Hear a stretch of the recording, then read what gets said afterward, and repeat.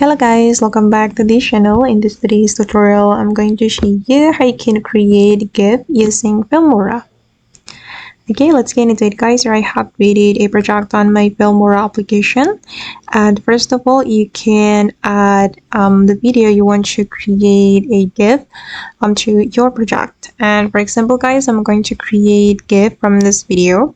So I'm going to add this video to my timeline or my track. And wait, I'm going to change the speed of this video. I'm going to make it faster guys, like this. Okay, and I'm going to create a GIF with this video, with the video I have edited. Okay, and to create a GIF, we just need to go to the export, and we're going to export it as a GIF.